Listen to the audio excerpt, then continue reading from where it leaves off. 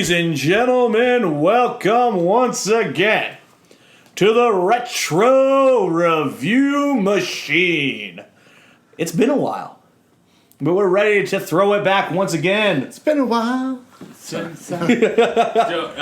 worry, I had that in my head too. Yeah. Well, you know what else you can get in your head? No. The voice of a generation, the Onitoshi Jeff Mack. Not really. Doctors have warned against this.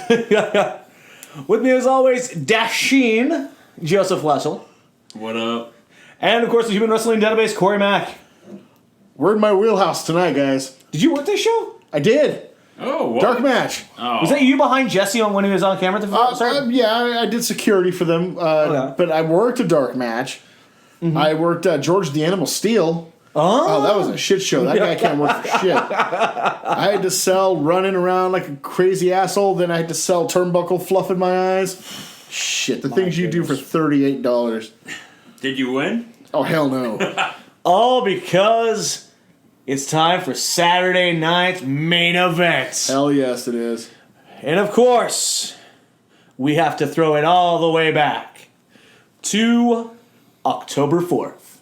1986, Richfield, Ohio, at the Coliseum at Richfield. Guess you can call this the season premiere. It would be proper inside this type of framing of how generally Seasons go for television. This was actually taped back on September 13th, but... you know what I kind of miss?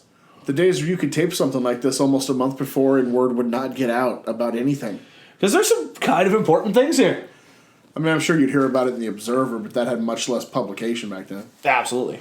About 21,000 in attendance for the show. Yeah, I mean... Big show. Big show. Well, you got some big names on this one. As we started off with...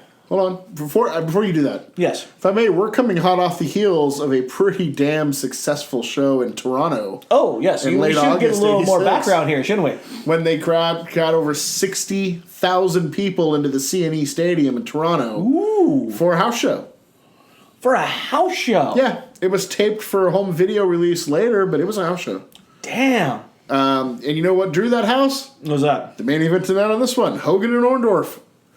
No, words can't describe how over this feud was in the summer of '86. Mm-hmm. Orndorff turned against Hogan. I mean, it's been done 1,000 times, right? The friend turns against Hogan. Mm-hmm. But this was the first huge time they did it on WFTV. Mm-hmm. So, goddamn, it worked. 60,000 people for a house show, and then they did great business like this up through early January.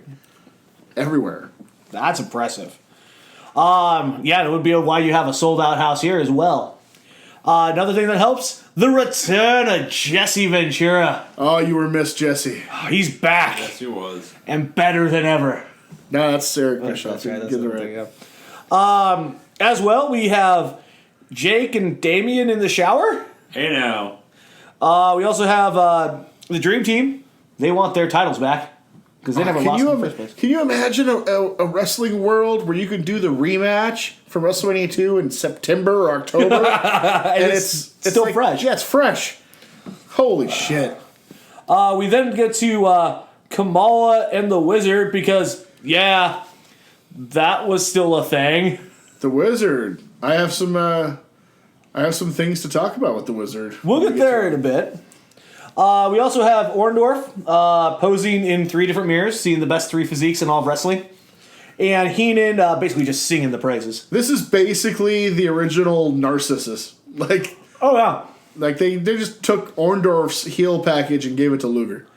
But there's one thing that he will not be able to avoid here tonight, and that's Hulkamania. Running wild on Orndorff. And we get the classic Saturday night intro. Which, Love it. Never gets old. And we go to our commentary team, Jesse and Vince on the call. And we get word that Piper is hurt. Attacked that morning on Superstars of Wrestling. Wow. In his return. Knee injury.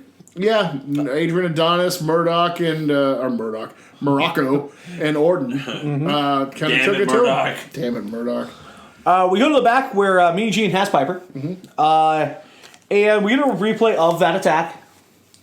I'll say Adonis, Morocco, and Ace, cowboy.com/org, Bob Orton there.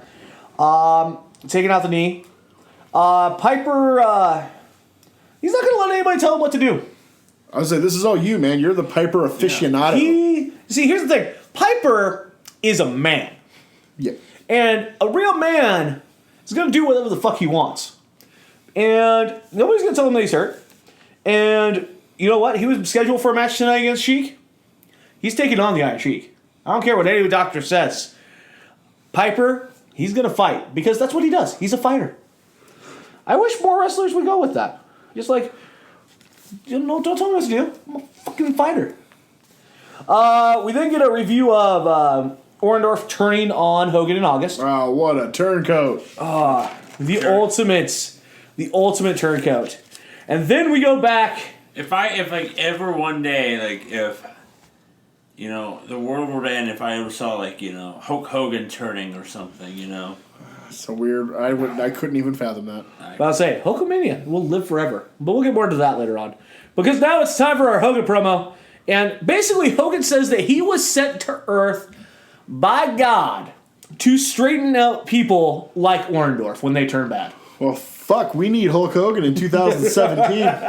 I don't know if you've seen what Hogan's been doing in 2016. That's a good point. Well, we need 1986 Hulk Hogan in 2017. Okay. After that, we go back to Mean Gene, who has Bobby Heenan and Orndorff. Orndorff almost plants Hulk Hogan with the door. This is true. They're here to take out the albino ape. Oh, hello. Is how Heenan puts that, in quotes. And they have the music to prove that there is one true American, and that is Paul Orndorff. And we get that to start off the night. WWF title on the line as Mr. Wonderful Paul Orndorff with Bobby the Brain Heenan takes on Hulk Hogan. And Orndorff comes out to the ring to Real American. Vince is offended. Like, personally offended by this. Jesse wants to know what's the big deal. He's an American. It's not trademarked by Hogan. Hogan didn't write the song, McMahon. Hogan is none too happy. He's going out to the ring. Gene's going to try to get word with him. Hogan just picks him up and throws him to the side. Eat your heart out, Rick Springsteen. Yeah, I love that song. The wrestling album, 5 stars. You really want to go there? I own it on CD. Yeah. Do you have the vinyl? It. No. But I have it on CD. You gotta find the vinyl. What was it? Eat your heart out. Eat your heart out, Rick Springfield. Springfield. Yeah. She's my girl and she always will be the only girl for me. Ain't no rock and roll singer gonna take her away from me. You're gonna continue that, or I could. But we have. I've already broken the host. Yeah. We have too much to get through here because we have a match that involves a lot of punching. A lot of kicks. And lots of kicking, including Heenan getting punched in the face by Hogan. These two were known for being rather stiff Oh, this is stiff as fuck in this match. with each other. Yeah.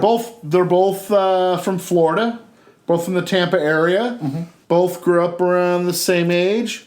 Both broke in Florida with the Eddie Graham area, and both known for, at least when they're wrestling each other. Well, Orndorff is known for being stiff. Period. Yeah. Hogan wasn't really stiff unless you brought it to him, and then he was going to bring it right back. Which is why. he has a receipt for it. Which is why watching these two wrestle is fun. It was a good. I really liked the match. If there's one thing I've learned here in the times we've done many of our shows, don't pick a fight with Paul Orndorff, even if he has one arm. Yeah, no, not a good idea. I would have liked to say this is probably one of my, up there, one of my favorite Hogan matches, and in all the matches we have done throughout all of our podcasts we do. Which are available on NoCellEntertainment.com. This was probably one of the funnest and one of my favorite Hogan matches. Because it was different. It had a different feeling. It was an actual fight. Yeah. I would agree with that. No, it was real fun. Yeah, it was real fun. There's less of the theatrics here, more of just like a real fight. Yeah. Which helped. Hogan went for the leg drop early, but Heenan grabbed the leg. The ref, none too pleased by this, calls the police down to the ring to have Heenan carried out. Literally picked him up off the ground, like 6 or 7 of them, and carried him to the back. According to Jesse, they were rent-a-cops. Yeah. And they take him all the way back, put him behind the door, lock him out of the arena. Hey, Flatfoot, come on, I need out of here. Back to the match. Hogan, though, Hogan's going to be Hogan. He's going to Hulk up. He hits the Axe Bomber. Goes for a pile driver. I've never seen him use a pile driver. This feud is where he brought out the pile driver. And before he can hit it, a woman runs out of the stands and starts attacking Hogan. Well, kinda. Well, it's less a woman, more Adrian Adonis. You can see where the mistake was made. So we have the attack, Orndorff and Adonis are pummeling Hogan, and hobbling out on a crutch comes Piper. Chases Orndorff and Adonis off with the crutch, getting one hell of a shot on Adonis, right on the arm. Adonis's arm goes limp. Yeah. More on that later in the night. And then we get this stare down between Piper and Hogan. I love this. Yeah, I did. And they're about to beat each other's ass. I wish they did this more often now. A guy who's a fucking obnoxious heel turns babyface, but he's still himself. And the fucking guy that he feuded for 2 years with is not going to turn around and shake his hand. No, Hogan wants to punch the shit out of him. And I love the promo later where Hogan says, I ain't never going to trust that dude. Oh, no. And Piper eventually yields because the ref has to leave the ring. And Piper has to leave the ring because I feel like Hogan needs to do something here. Hogan must pose. Yeah, we're gonna go with that one with Pritchard there. Copyright something to wrestle with Bruce Pritchard. Yes. Something to wrestle, I think. Yeah. Yeah, something to wrestle. But With yeah. Bruce Pritchard. Yeah. Pritchard, we're giving all the credit where credit is due. Oh, no, it's completely him. And he does pose. Because it's fucking Hogan in the 80s. But he's, over like shit. I mean, could you be more over than Hogan in the 80s? No. I mean, this is just ridiculously over. And then we go to our next match.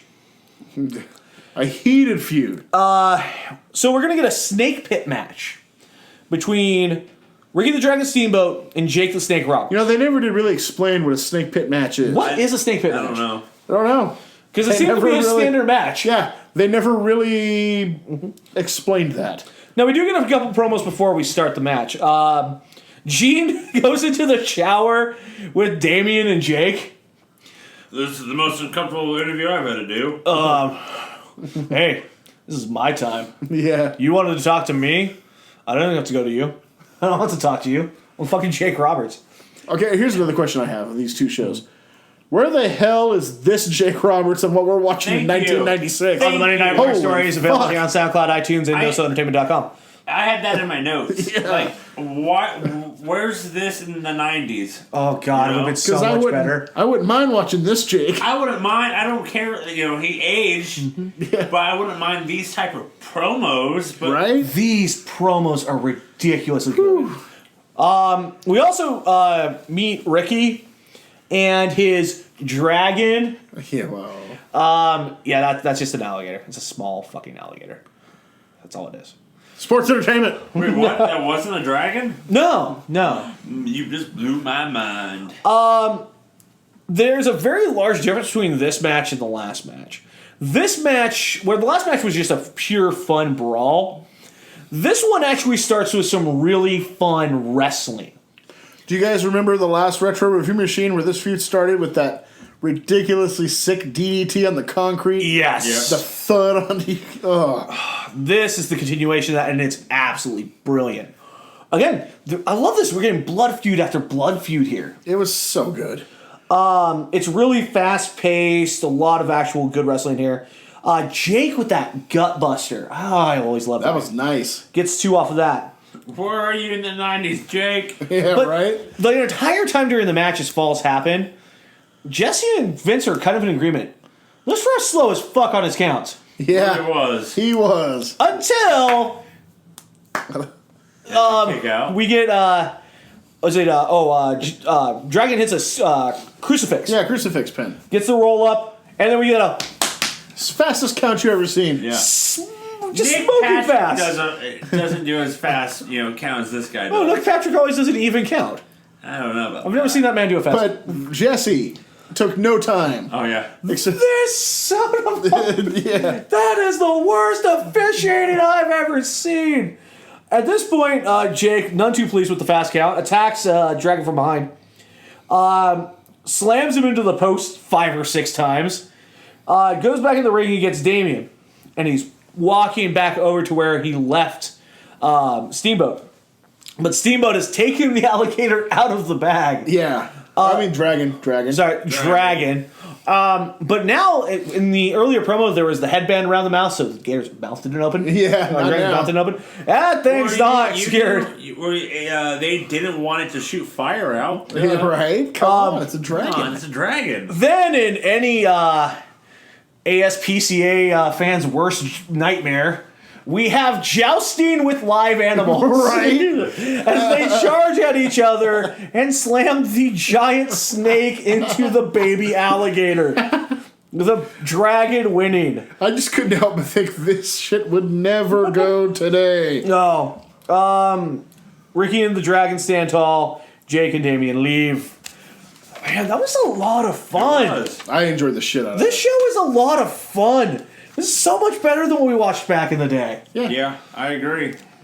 But with that, we go back to Mean Gene, who has the prevailing hero, Hulk Hogan, in the back. Brother. And Fresh out of the shower with completely dried hair. Hogan is turned on by his fans. Hey, man. 20,000 fans turned me on, brother. What a hot shower, man. Yeah. And Brother. while he appreciates the help, he will never trust Piper. That's a smart move on his part. Probably a smart move at all. Indeed. Then we get Sheiky, Slick, and Jesse in a love pre-taped this. promo outside of a limo. And this is just pure fucking gold. It's awesome. It doesn't really help anything for the storyline, but I could just watch that all day. It gets Slick over. He was new at the time. And with this, we get to our next match. As the Iron Sheik, with Slick as his manager, is set to take on Rowdy Piper, but of course, with his injury, he has been substituted by Pedro Morales. Not a bad substitution. First ever Grand Slam champion in the WWF. Well, that's not a bad place to be. I mean, fuck. But as Morales gets ready for the match, Piper comes down to the ring. Still on that crutch, still on that one bad knee.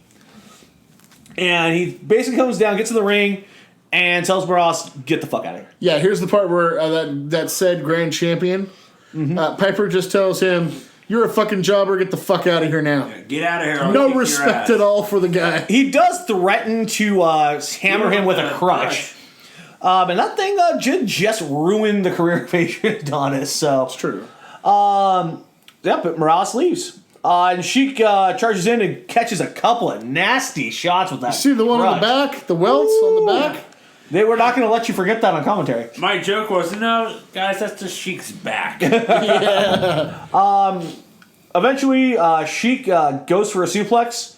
Piper counters it with the small package and gets the 1, 2, 3. Your winner, Rowdy Piper. Now this is kind of, I know he's your favorite. This is kind of bullshit. He hits him with the crutch in full view of the ref, mind you. The match hadn't started yet. The bell was ringing. Yeah, the bell was ringing. Tape delay? Sure. Ref delay. Yeah, ref delay. Were you going to that's fuck why- with Piper? No. All the refs are on delay. That's why the counts were super slow in the last match. Yeah. From here, we cut to Mean Gene, who's in the back with Johnny V, Brutus, and Valentine. Before you say anything, Yeah. you can tell this was earlier in the day because Valentine's rocking his watch and that sweet ass pinky ring and the necklace around his neck, like it's straight up still 1976. Yes, it is. And here we get a kind of a replay of what happened at WrestleMania 2 when they lost the title to the Bulldogs. Yep. And they want the titles back. And they are the dream team. They should already be the champions. And then Johnny V almost says bullshit. Right there. Bull. But enough of this. We need to go to where the true awesomeness is. As we go back to Mean Gene, again, who is with Rowdy Piper. Piper douses himself with a cola Yeah, he does. and talks about being insane because, he's Rowdy Piper. And then he talks about him. He doesn't have to walk softly because he carries a big stick. And Phrasing? well, because he's Rowdy Piper, and you're not. So phrasing. No, he's just gonna walk around awesome because he has a giant penis. Oh, okay. I think that's what he's saying. Oh, okay. I thought he was talking about the crutch, but okay there, Jeff. Let's go with both. Hey, you know what? I'm not questioning Piper. He was called Hot Rod. This is true. Then we get Gene and the Bulldogs back in the locker room. Mushmouth Dynamite Kid. Gets the entire promo. I have no idea what he said. Neither did Jesse. And Bulldog didn't say a whole lot. Bulldogs the young gun. He doesn't get to talk. The young boy. And we get our match. WWF Tag Team titles on the line in a 2 out of 3 falls European rules match. Which Jesse is very upset about. He didn't realize Cleveland was in Europe. By the way, what are European rules? Okay, back in the day, they tag team wrestling originated in Europe and Australia and was brought over here. And they called them, and they were all always 2 out of 3 falls matches. So they were called European rules tag matches. And this is the dying days of that being used. I would like to say I like the video footage they use of the Bulldogs winning the titles and at this moment, Dynamite Kid got fucked up. Was never the same again. Exactly. But it's the British Bulldogs fighting against the Dream Team with Johnny Val. And I like this. This is a fun fucking match. Valentine with that nice shoulder breaker gets 2. By the way, Adonis is being checked on in the back by the officials. Vince, I heard it might be a separated shoulder. Jesse's like, he got hit in the elbow, McMahon. That ain't no shoulder. I never see a shoulder go down that far. A lot of the work here with Dynamite, because he has a bad leg, of all the things that he has bad on him, it's the leg. They're focusing on the leg. But they work that to an advantage. Valentine locks in the figure 4 to get the first fall. And Jesse's like, they're the new champions! They're the new champions! Oh, wait, McMahon, I forgot this is a Cleveland European rules match. What the hell is that? In the back, Mean Gene steps in between the first and second fall to tell us that Adonis may have a separated shoulder or broken arm. This is where he gets I've never seen a shoulder like that. Back in the ring, Bulldog finally gets in. Oh, God, all the stuff with him is so Davey good. Boy. Davey Boy, yeah. I'm so used to calling him Bulldog. Right. From doing the Monday Night War Stories available here on NoSellEntertainment.com that I even wrote it down as Bulldog in my notes. So, yeah, Davey Boy here. Him and Brutus Beefcake. That was some fun stuff, athletic-wise. Brutus Beefcake was youngish. And you know, the Dream Team to me is a perfect example of what we talked about on a previous podcast. A tag team where the sum is greater than the parts. Yeah. Greg Valentine can go. There ain't no question about that. But Brutus Beefcake was never a great worker. But this tag team is a hell of a lot of fun, and they're really good. They work really well together. Davey Boy hits the running power slam on Valentine, then puts Brutus Beefcake on his shoulders in a fireman's carry, walks over to the corner, tags Dynamite, who uses Beefcake as a springboard for the diving headbutt onto Valentine. Look cool. And covers for the 3. 1, 2, 3. We are tied at 1 fall apiece. I will say, it looked cool, but it also looked like we were this close to that being completely and utterly fucked up. Yeah. But that was always Dynamite. You were this close to horrible or this close to greatness. Yep. Did you see the video of him, getting headbutted and falling off? Yeah. It's not the same. Yeah. I also like this break between the 2 falls. Yeah, no, I like it. That's how they used to do it. They used to go back to the locker room for 10 minutes between falls. Back in the day. Yeah. With this, we do finally get the diagnosis on Adonis. Shattered elbow. That was a stiff shot. That is not a shoulder. No. Man, that's going to be out for a while. Well. Shattered elbow, that's going to be quite some time. Back to the match. Bulldog with a sunset flip on Brutus gets 2. But eventually hits a fucking perfect plex on Beefcake. 1, 2, 3, your winner, and still the tag team champions, the British Bulldogs. Hey, so far we're 3 for 3. This is a fun show. Holy crap. Man, if this last match is as good as any of the others, we are set. As we go to... That's why it's the last match. Yeah. I'm about to say, because again, we're following that Saturday Night Live thing. We're at the end of the show where nobody's awake. Yeah. So this is where we're going to put Leaping Lenny Poffo The luckiest pro wrestler in the history of the world. versus Kamala with the Wizard and Kimchi. Corey, tell us about everybody. Leapin' Lanny Poffo, better known as Macho Man Randy Savage's little brother. Pretty much perpetually employed for 20 plus years solely based on that fact. I mean, he's not a terrible worker. No. But he's nothing special. But around for Savage's benefit. Kamala, of course, he's Kamala. I can't remember. Sugar Daddy Harris, I think was his original gimmick or something like that. Created in Jerry Jarrett's backyard. And Jerry Lawler came up with the character and painted all the stuff on him. Really? That's a Memphis thing. And he made a lot of money around, and he would go on right after this. Him and Hogan made a lot of money in '87 touring for the world title. What do all these symbols on him mean? Oh, you will never know. Only the people of his tribe know, and you don't want to know. Kimchi, the Brooklyn Brawler, Steve Lombardi. Really? Yes. And, of course, Curtis Ikea, who we know in the Monday Night War stories, Sullivan, my son. I knew that was him. When I saw this, I was like, I know you're from the war stories. I know you're from the Dungeon of Doom. I forgot your name. I forgot. What was his name in the Dungeon? The Master. The Master, that's right.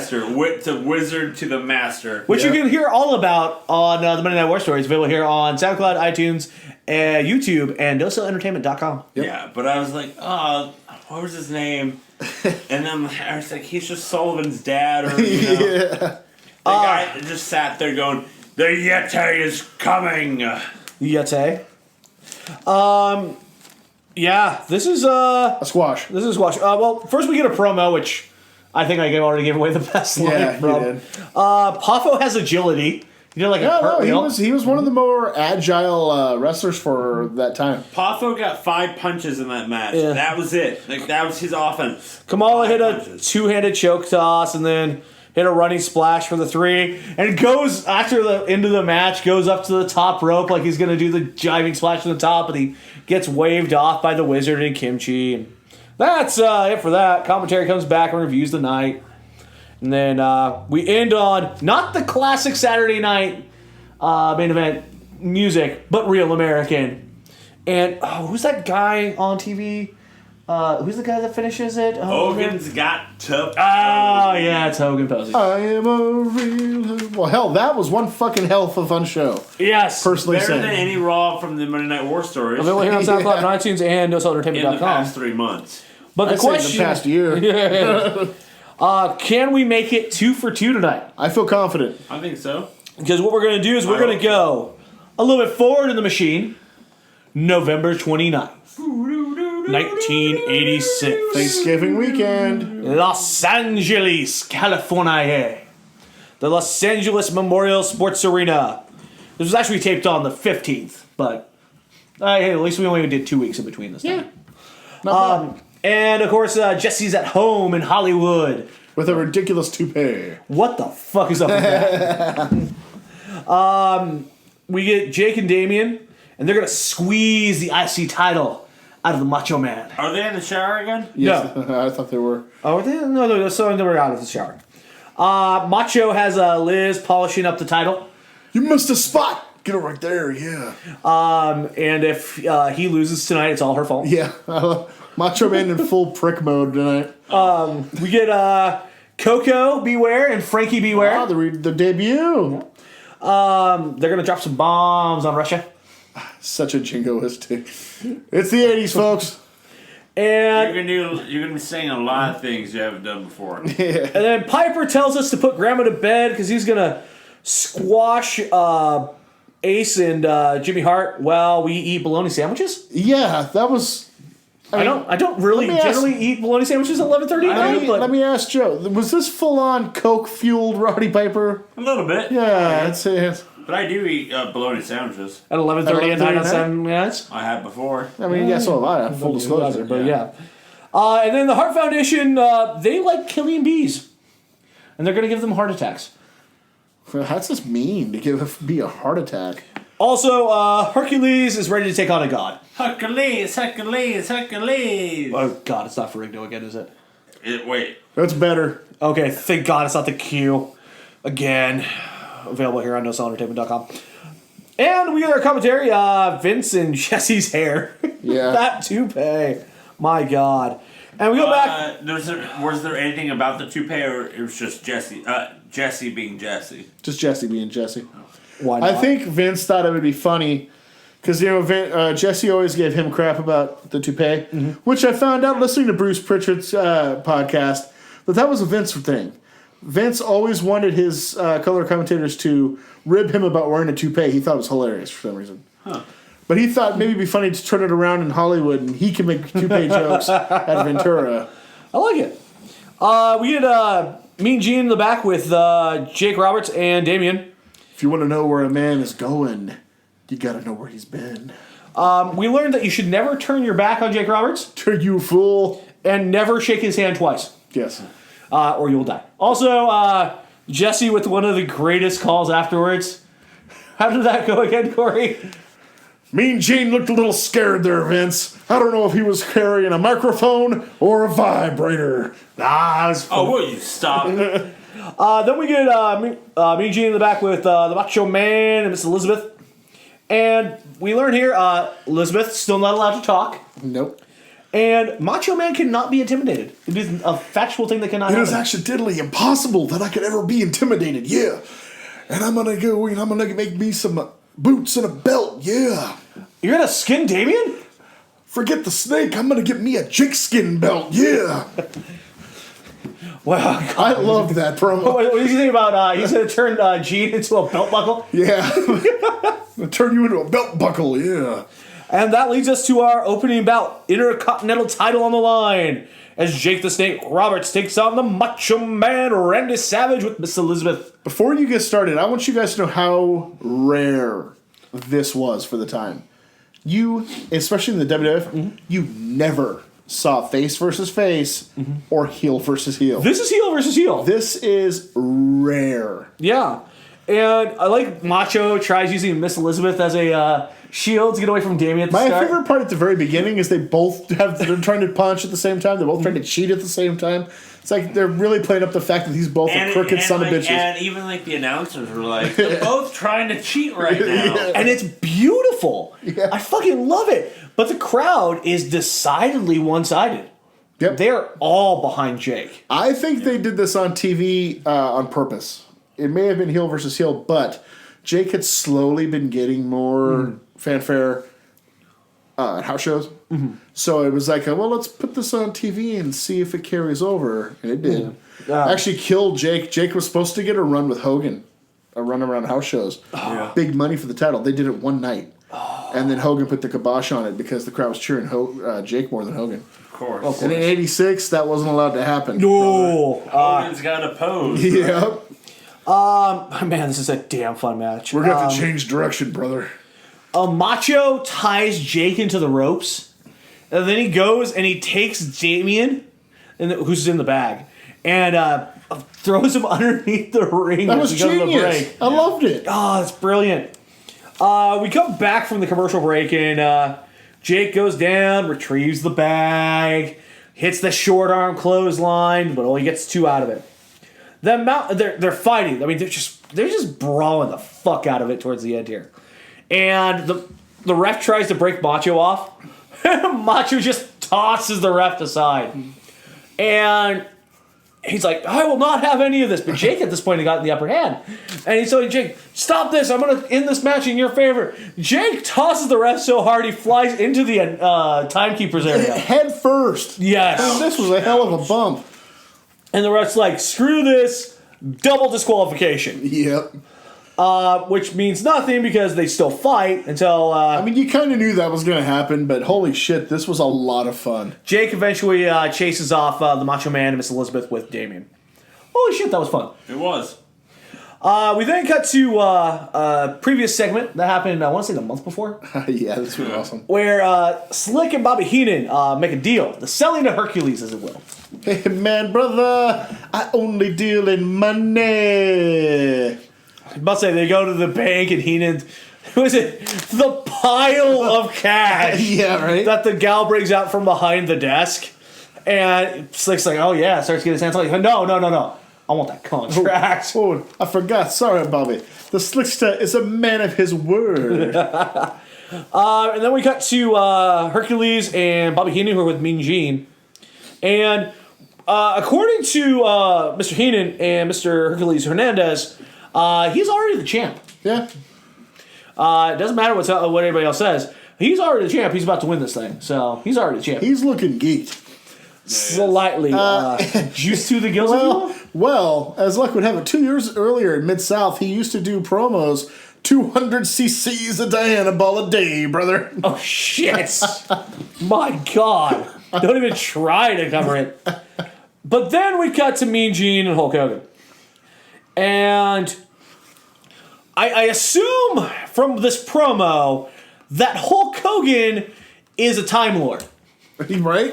Because he has jumped all throughout history, fictional places, the Bible. Or, he's been hanging out with Eve lately. Yeah, right? And Doesn't with he have a Noah. She's a real bitch. Shit. Okay. But it does all make sense. You know why? Because this is where the power lies. You didn't know that before Hartnell, Hogan was indeed the first doctor? I did not know that. It's amazing. Oh, my goodness. That throws off everything with the surgeons there with the doctor. What didn't Hogan do, right? Right? Besides his dumb bitch wife. Pay for a good lawyer or make sure that his racist rants were recorded. Hey, brother, this is 1986, man. Let's not bring up the bad stuff. Yeah, It's true. Yeah. However, I will say this. This could be a video for all the guys watching in the W today. This is how you put over your opponent. Oh, yeah. Like, everybody knows Hogan's going to win. Oh, it's not even a question. Hercules is not a world title level contender. He's good, but he's not that good, right? Mm-hmm. But Hogan, after this interview, you'd think Hercules was the biggest fucking threat to the title you'd ever seen in your life. Yep. Is the only This person is who's how ever you- had the power to go up against him. This is how you build up an opponent. Even Now- for a squash. Now you know why Hogan made more money than anybody. And we get our WWF title match as Hercules with Bobby Heenan takes on Hulk Hogan. And this is power versus power. One promo from Hogan and you could have drawn money, brother. I can't draw money. Still can't, no. We all know in this group, I am a mouthpiece, sir. Well, you know something, dude? I always knew that sooner or later, the voice of a generation would come after Hulkamania, dude. Come on, you don't see it? I can see it. Yeah. Bigger lies. We're gonna do MSG for at least 3 nights. Yeah, right? Joe's my chauffeur. Wow. I'm the dark match. No, he's carrying my mic to the ring for me. Oh, shit. The golden mic on a pillow. Are you wearing a tuxedo, Joe? Powder blue. Oh, yeah. yes. Dude, I'm smelling the money right We now. have this. So one of the best parts of this match is Bobby Heenan's speed and agility. Right? Holy What'd you shit. think of that little over-the-top rope, land on your feet fucking deal? That was impressive.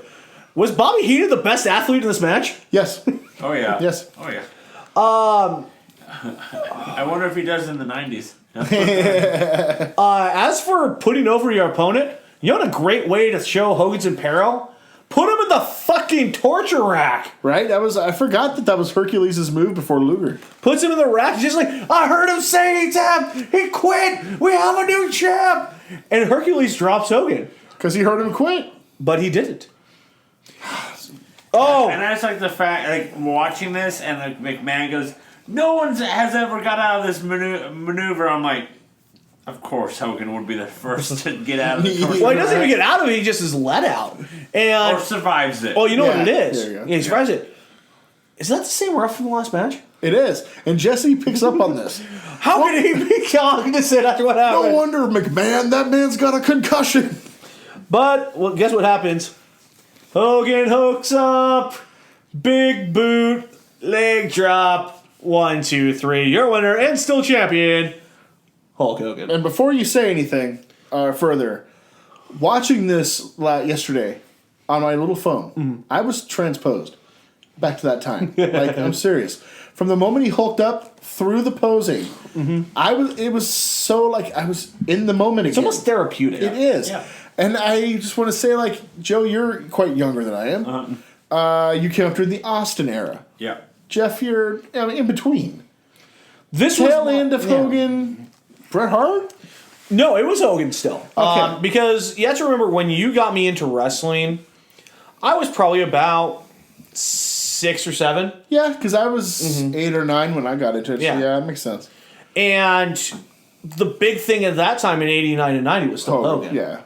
A little bit of Warrior mixed in there, and then you get, dashes of some of the older stuff we would see with Piper and stuff like that, Macho. The point I was going to make, and you can tell me since you follow the same, if you agree with this or not, is you can forget Austin, you can forget Cena, you can forget Bret.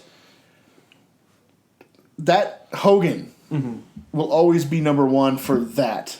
Oh, for that feeling? For that feeling. Yeah. You can't get that from anyone else, no matter like how close it gets. It is so different than any other feeling because there was always an electricity I felt going, later on in my wrestling fandom. Obviously, with Taker was actually more for me than Bret. Yeah, I see that. Even to an extent, Shawn was more than Bret. Yeah. And then getting later on in my teenage years, oh man, that was right when Goldberg hit. And that was a big thing. Yeah. WWF wise, let me ask you. Austin or Rock from that era? Austin. Joe? Austin. Okay, cool. Make sure. Because it's always one of the two. Yeah. But then... For me, for that would be who had better storylines. Yeah. Yeah. I was an Austin guy myself. And then, to be perfectly honest, and it's not just because he happens to be on the command center right now, I would get a little bit of that feeling with Daniel Bryan. Yeah, no, there's a connection. Because there was just that connection there that never missed. But nothing like Hogan. Nothing like Nothing Hogan. like Hogan. Like when he starts hulking up and you feel the power, and then the posing, it's just, he commanded a crowd more than anybody ever, too. I wish I would have had a chance to see that back in the day. Because even when... Or you can on the WWE Network. There's a difference there, but then being live. Because even when we were at we got a chance to see Hogan at a Raw in Portland for this birthday bash. And even that had a really cool feel to it because everybody was there too. That was I'll be honest, I missed that, and I feel terrible that I missed that because, full disclosure, I have seen Hogan live once. But it was April '99, and it was Wolfpack Hogan. No. So it came out to the Wolfpack theme, and it was Hollywood. I never got to experience real American Hulk. It was Hogan. amazing. Because it wasn't just that. Because you got to remember that birthday was... Orndorff was there. Orndorff, Gene. Hogan, Piper. Gene, Piper, NWO. Flair, the NWO, and then Brock Lesnar. Yeah. And Cena, didn't he? Cena, yep. Cena was there too. But to have all of that at one time, and It was a hottie overload.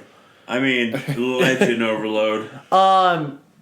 it was, of the stuff I've seen live, one of the 3 most chilling experiences. Like when it came to actually the way I felt when I had, getting to see that person for the first time. The first time was the first Raw I ever went to, because the first 2 people who come out on the televised part of it were Shawn fucking Michaels and The Undertaker. Yeah. Wow. And I was at that Raw. Yeah. It was a good Raw. And to be perfectly honest, the other time, not when The Rock came out, but when we finally got to see Shinsuke Nakamura. That was a Who's game that changer. guy? We're 1986 Yeah. still. Yeah. Hogan. But no, Hogan, Oh. if we got to see Hogan in the 80s, there Yeah. could be nothing like it. No.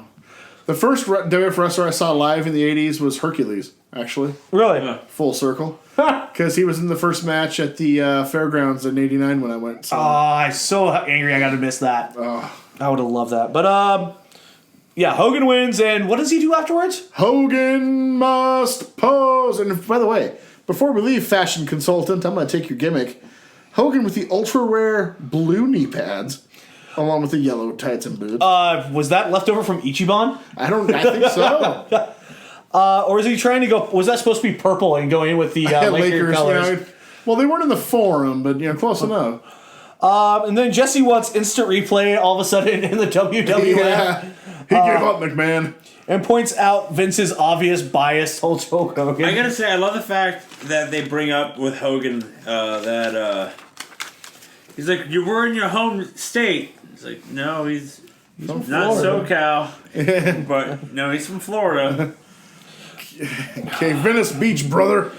And with this, we go to our next promo, which is a very nice lunch date between Jimmy Hart, Ace Cowboy Bob Orton, and Jesse Ventura. Don't eat the burritos, it'll give you gas. I'll have 10, please. By the way, Ace's arm very nicely healed now. It is. No longer in a cast. But I just like the fact that Ace is shirtless in the Yeah, right. And wearing a kilt. I still have a hard time looking at Ace and then thinking, yeah, that's Randy's dad. Yeah. You can see it though too. No, you can see the face. You can see it. Yeah. And then there's that whole video package I love of the video bromance package. between Ace and Piper. I just like the fact it's just Saturday Night Main Event highlights. Right. Like, you have Well, you get some WrestleMania in there. oh yeah, but I'm like you have tons of footage you can use to bromance these guys. But you use the four Saturday Night Main Events that they were on together. My favorite, though, is coming up in the Piper interview later. My goodness. So we go to the Piper interview with Never me. friends, you say, If the first night was amazing, the second night is fucking insane. You ugly sumbug. Piper talks about all the things he's done for Orton. Yeah.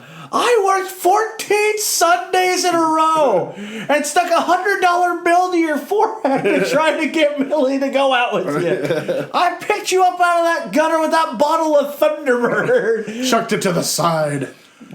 Straighten you up, put your hat back on you.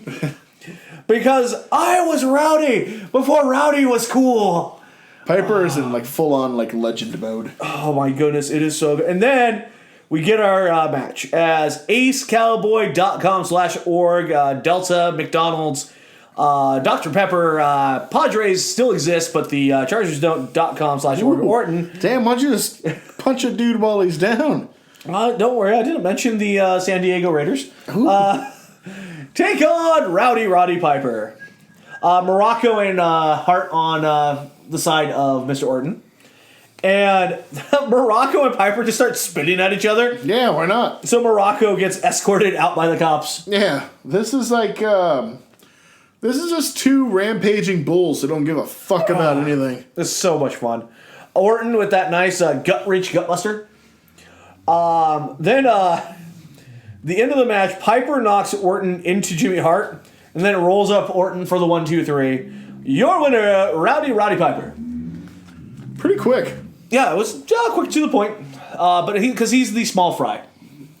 Because he's kind of working his way up the ladder, if you will. You'd have thought Morocco would have been first because of the history between Orton and Piper. But somehow, because he's the bigger threat, he's second banana. Yeah, I guess so. Adonis being the main prize. Plus, I like me some Morocco anyway, so. And we go back after the commercial break, and it's me and Gene and Piper after the match. And he's like, well, I got the job done. One down, 2 more to go. He's pretty nonplussed about everything. But hey, at least I got Adonis into a pair of pants. Yeah. And he just, oh, God, the glory of Piper. Orton's out of the pink hat, so I guess that's good. So what's up with Orton and Morocco wearing kilts? Well, those aren't kilts; those are skirts. I wear one; it's a kilt, but they wear it's skirts. And then the last line: "When I'm good, I'm good, but when I'm bad, I'm better." Yeah. Because he was talking about how he's become a fan favorite. He's like, Yeah. I don't give a fuck about the fans. Yeah. I'm Roddy Piper, motherfucker. I'll do whatever the fuck I want. We then cut to a promo of Mean Gene and the Hart Foundation. Wow. This is bad. Yeah. So many B puns, and they're not even good. This was bad, Joe. Opinions on this Hart Foundation promo? Bumbling bees. Brett looking really uncomfortable in front of the camera. I forgot how much Jim actually carried that team charisma. Want to give us a little tiny rundown on the Hart Foundation since this is new? This is new, isn't it? Yep. Actually, so are the Killer Bees, aren't they? Yeah, I will go through. Well, Brett the Hitman Hart, Jim the Anvil Knight Hart, both trained in the dungeon, both brother-in-laws. And both going nowhere in the WWF in early '85, so they just kind of stuck them together in a tag team with Jimmy Hart as the manager. All have Hart at the last name. So the name, the Hart Foundation, stuck. Yeah. You notice tonight they're wearing pink. That's pink and black attack. That is a new thing. Wait, this is the first time of the This is one of the first times. Ooh. They had worn mostly black with like a color trimmed on the side, whether it be blue. With the black lines added. Yeah, blue, red, yellow, something like that. Yeah. But now they made them new pink gear. The seamstresses did. They weren't sure about it. This is the famous story. They weren't sure about it. But they went to catering, and Vince was in catering eating, and he, God damn it! What is this? I love it! Don't ever change! Polly! Oh my God! And the pink was there to stay at that point. That works. What about the Killer Bees? The Killer Bees. B. Brian Blair out of Tampa, the Eddie Graham territory.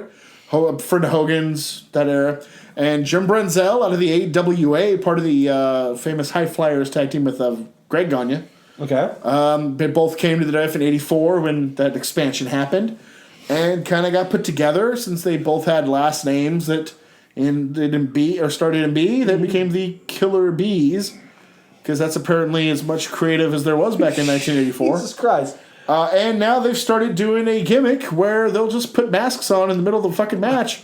To cheat like hell. In their promo, they're wearing masks. You mean the promo that keeps on moving across the screen? Oh, yeah. I'd never seen that before. I was like, what the fuck is going on? You know who else hadn't seen that before? Jesse. Damn it, Ebersol. Somebody call out Vic Ebersol. What the fuck is this? But yeah, the Killer Bees are promos, trying to do a pump fake on you. I'm Brian. Yeah, I'm Brian. I thought you were Jim. I'm Brian.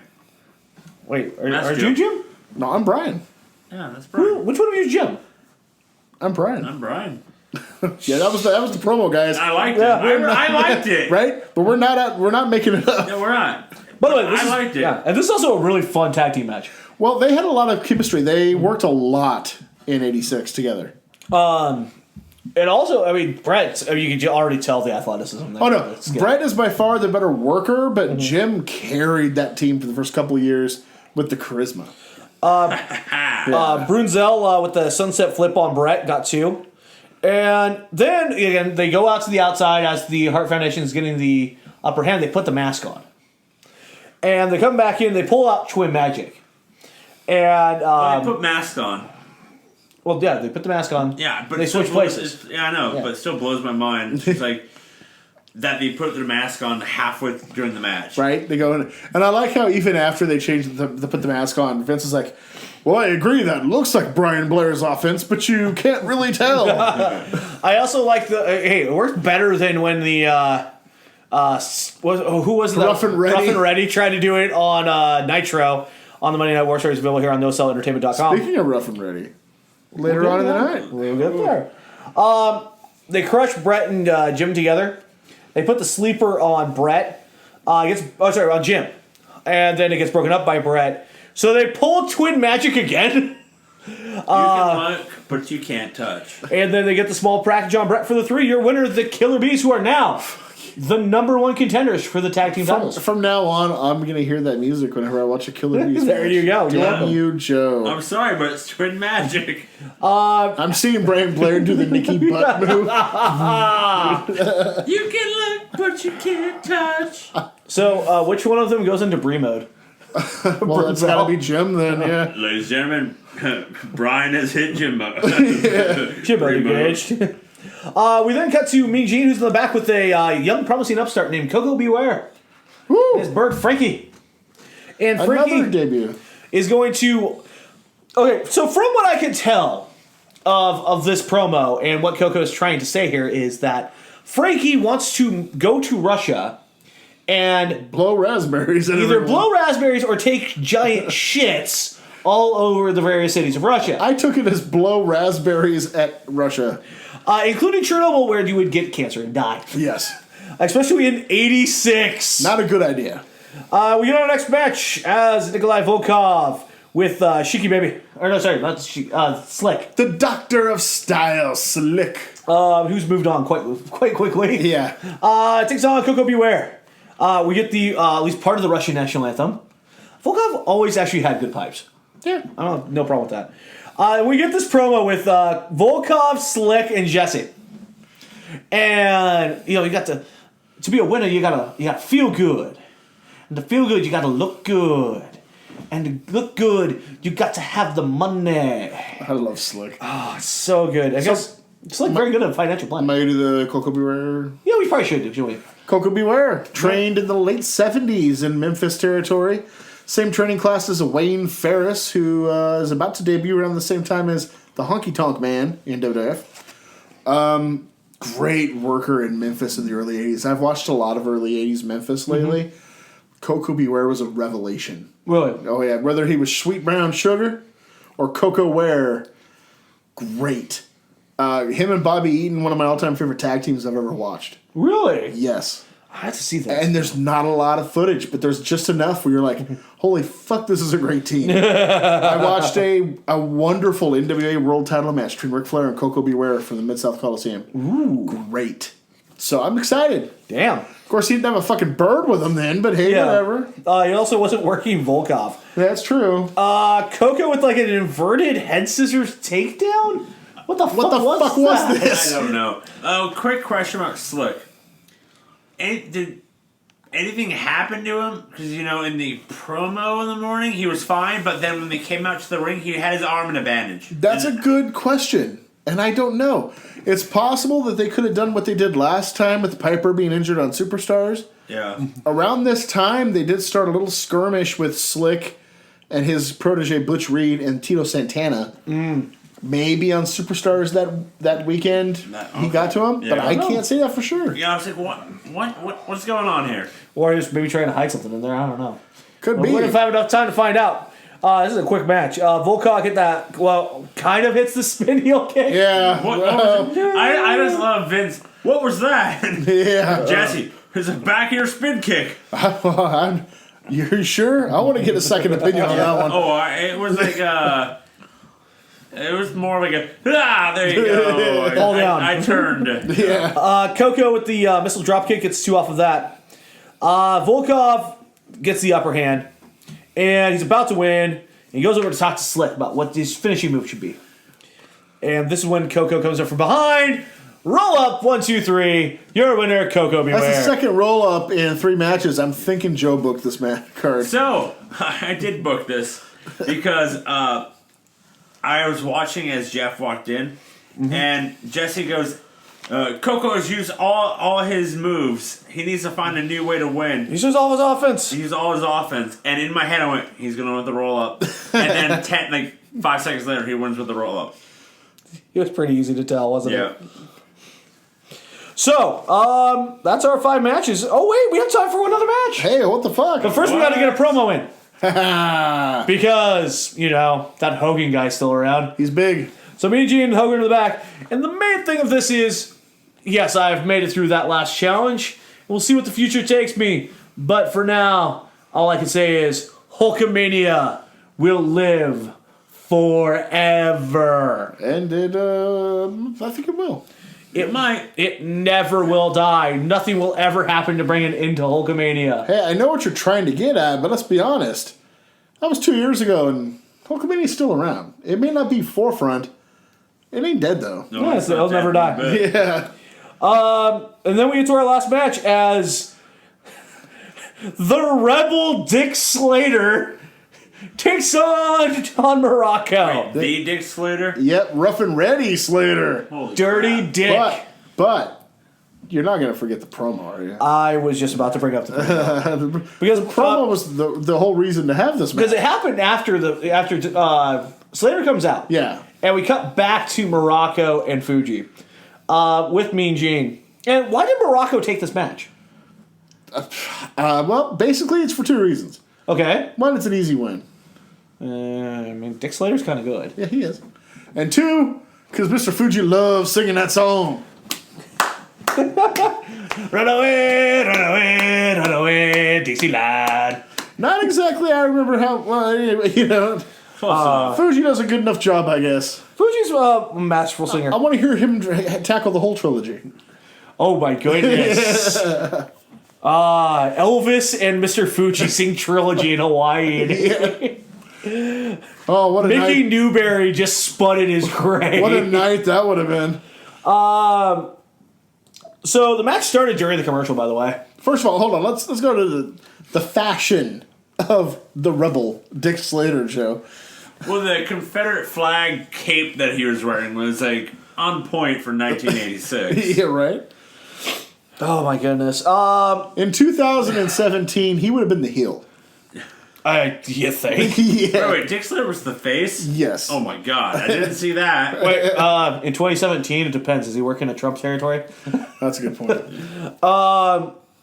So basically, Morocco gets a lot of early offense. Slater makes the big comeback. Then Fuji trips Slater. Morocco hits a clothesline, gets the rope assisted pin for the 3. Your winner, Don Morocco. Well, this is really putting over that newcomer Dick Slater to the territory. So I was watching this last night, and I paused it right before the beginning of the Volkov Coco Beware match. I was taking a note, and I look at the time frames like, there's 8 minutes left in the show. There's 2 matches. There's 2 fucking matches left. What was it? The show ends at 1:06, like an hour 6, and Coco Beware, like it's about 55 minutes in, and like it's over. Oh shit. So yeah, we got to wrap up for the night, and the show ends with the proper theme song. And as always, Hogan must pose. I went a little racist. Oh really? A little bit when it was during a Coco's promo. Because I honestly thought it was Junkyard Dog. Like, wait, that's Coco now. Like, Oh my god! Junkyard, you know? Did he mention Kakalaki? I went to North Kakalaki, by way of the South Kakalaki. I was writing down a note, and I looked up. I'm like, wait, that's not Junkyard. That's Coco. Wait, what? Did you notice there wasn't any headbutt spots during this Or match? chains? Yeah. Or his mama? I want to get this on air in case anybody's ever interested. One of the things you need to watch on YouTube, there is a fucking jobber match from Memphis. Coco Beware against, I can't remember the name of the guy.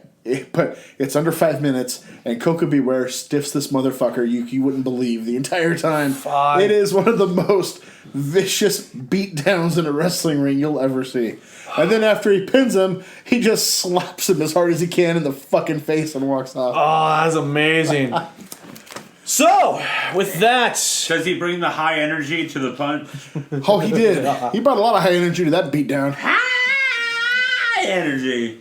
so we can hop back in our time machine back to 2017. But I enjoyed 1986. 1986 was a lot of fun. That is the last of 1986 for the retro review The machine. next is January 3rd, 1987. That'll be fun. The lead up to WrestleMania 3. Hulk Hogan versus Mr. Wonderful Paul Orndorff one more time. This time to finish it in a steel cage. Ooh. Oh. My. I knew that was coming. I was going to be popping fresh dough, but I mean, that's. You know what else I go to? What? Award shows. Is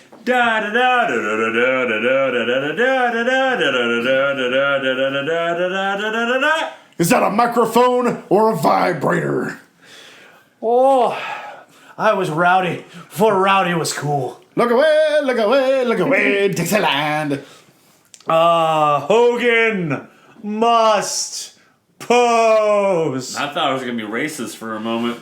Only you, sir. Only you. And with that, let's go ahead and go with our match of the night.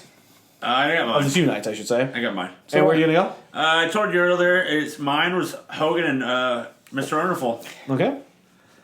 I loved it. That is also mine. I mean, I loved it. Those two were just It's beat a the really fuck out fun of each match. other. It's not my match of the night. I almost went 2 out of 3 falls, which I have a feeling you're going to. That is where I'm going, yes. But I loved Hogan and Yeah. Orndorff. No, it's a fun match. And I think it's because the crowd and Vince and Jesse were selling it more. Oh, it was hot. It was molten hot at Yeah. that time. And actually, to be perfectly honest, as great as that was, and it was a lot of fun, it was my third. Yeah? I actually had Jake and Macho ahead of it. That was so much fun. Those were the 3 for me. And but no, I had to go with the tag match. I thought it told a really good story. Great action there. It was longer than 3 minutes. Wow. And no, I freaking Davey Boy Perfect Plex. Yeah, that was brilliant. Fisherman suplex. Flipped it out. So yeah, worst match of the night, Well, I mean, I'll go Slater and Morocco just because it's like a minute. and it starts in the match. Yeah, I mean, I just, like no. I mean, they had to have edited the shit out of that match. You You would can't think so. tell me it went an hour. I would go Poffo and Kamala. Oh yeah, that was bad. too. That too. I'm gonna go with the third match. Yeah. I'm gonna go Coco and Volkov because my God, what the fuck was that spin kick? And what was that like botched early prototype Hurricane Rana by Coco Beware? Hey, they sold it. They Yeah, fucking right. sold it. MVP. Oh, this is easy for me. It's easy for me. I mean, as great as Easy Jake for me. was, and as great as Hogan. So good. Yeah, it's Hogan. Hogan's mine too. My God. I'm not going Hogan. How I know can you you're not? He was a juggernaut for 2 shows. He was. Talking about one person's promos the Yeah. past 2 days. We You know gotta who's check it. the promos out. Dude, Piper's promos were the best. Jake's promos was awesome too. Yes, but not as good as Piper's. They were Not like as good equal to Piper's. me. Yeah. I mean, Jake was, oh my God. Jake's were great. Jake made me visibly angry because of all the crap we've watched in Yeah, 96. no, I swear to God, in caps is where's this Jake in 1996? Where was Piper in my 10 count? Very high. Number 3. Yeah. Which is also available on NoSellEntertainment.com. Yeah. That being said, yeah. Piper was. I just had so much fun with that. We're gonna go with the Moadib now. Who is the Moadib of these 2 nights? Mine's is gonna be Poffo, Oh, Poffo's a good choice. just because he had 5 punches and that was it in his moveset. He did throw frisbees though, so that's a semi-positive thing. He's a good choice, but I'm going to go with, and it hurts me to do this because I love the guy, but Nikolai Volkov, he was pretty immobile in that match. And that kick, That was Wow. I have to go Volkov as well. I almost want to save him because of the singing of the Yeah, Russian it's just- national anthem, but no. but no, it's It's pretty much Volkov. Volkov. So that leaves me with this. And I go to you first, Mr. Lessel. Yeah. What the fuck? My what the fuck is a positive for once. Mm-hmm. My what the fuck is how much I enjoyed both shows. Right? Watching the other two, the theme shows, they legit put me to sleep. Yeah. I Yeah. You did fall asleep. hated the first I few hated times the we did first two. this. You hated But it. I watched the first one this morning, and after watching it, I had a big smile on my face. I'm like, wow, I wish that could happen today. Because Right? it was really enjoyable. All 4, the first 3 matches, 3 of the 4 matches Were were really good. really good. Yeah. Crowds into it. McMahon and Jesse are selling them, like the matches. And then I watched the second one, same thing. Fun. It put me back into that, Yeah. like, wishing I was, much older at this time. Right. It's like, I want to watch this. It just made you feel good. See, that's what this era does for me. Yeah. It just makes you feel We're in it. Yeah. From fall of '86 upwards, to me, it's my childhood, and it just brings me back such joy watching these. Yeah, that's my what the fuck is that this is what I wish wrestling could be today, just because it was super enjoyable. Everyone was given attention. Yeah. Oh yeah. Even Volkov and Slick were given like They got 2 promos. They got promos. They were characters. They were over. It was refreshing. Yeah, and Bob Orton, he had like 2 promos, you know. Kamala had a promo. Everybody had a promo besides Lanny. Yeah, Lanny and Dick Slater are the only people who don't get promos. But the people you're trying to get over with the fans, Jake had 4 promos in the 2 shows that we watched. Look at Hercules. Yeah. They wanted to build up Hercules to be a credible threat to Hogan for the show, so they do this big contract buyout with the two managers, making Hercules seem like a big fucking deal. Yep. I mean, Hogan put him over like this was the gravest challenge he's ever fucking met. Oh, yeah. I mean, But Hogan's gonna finish posing. well, yeah, but why can't it be like this more today? Yeah. Oh, yeah. Like I know, I know in 2011 or something 10 they came back with the Saturday Night Main Event. 2006. 6, yeah. It's not the Just same. didn't have the same feel. No. It was like an extended Raw. Yeah, it really was. Yeah. They did try to do the promos. I thought the promos were funny. Oh, we'll get to those way down the line. Yeah. But they are missing a lot. It's like, Yeah, I'm really looking forward to down the road when we get to like 90, 91. oh, I'm looking forward to the fall of '88. Because I didn't see these ones live, original. I saw them years later. Yeah. The first one I ever got to see, I taped, was October '88. Okay. And from then on, I taped them all. I tried to stay up. Yeah. Didn't always work. But I can't wait to get back to those. Well, that's like I was talking about. I'm kind of looking forward to hopefully get to like 90, 91-ish. Because that's going to be that transformative spot for Yeah. me where we're again, not to go too far off script here to the shoot side. But back when we would sit there in your garage bedroom Yep. and talk about wrestling. Oh, yeah. Listening to Elvis and the Beatles. Oh, yeah. Great times. Oh, that's going to be fun for me. I can't wait. July 90 is like probably my all-time favorite Saturday Night Main Event. We have a long ways to go, but can't wait. But before we get there, Corey, you must tell me, what the fuck? What the fuck? I mean, it's positive like Joe's. Watching these two, I mean, shoot for these guys, we had no idea what we were going to do this week. It was during Sunday's podcast that Joe mouthed to me what are we doing? Yeah. And I said, retro. And so we did it. Yeah, I'm about to say, all of a sudden, Joe's like, check your phone. My phone was dead, unfortunately. And it's like, go shoot to Corey. Shoot to Corey. I'm like, all right, hey, Corey, what the fuck's going on? And so I was like, cool, I guess we're going to watch these. And then I to go a little further into the shoot area, nowadays with the shoot job, I spend a lot of time waiting around in a small little town with not a lot to do. So I watched these two yesterday, and my God, I was so happy. Right? The time went by, I enjoyed every second of it. I was like, holy shit, I want more of this. It's not like when you're trying to go through 1996 Raw. Oh, no, it's not like that. Or in fairness, 2013 WWE. Nobody should have to go through that. Thanks, Joe.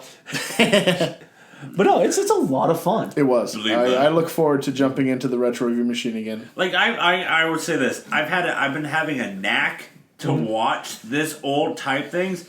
So when we were oh crap, what's the fourth show this week?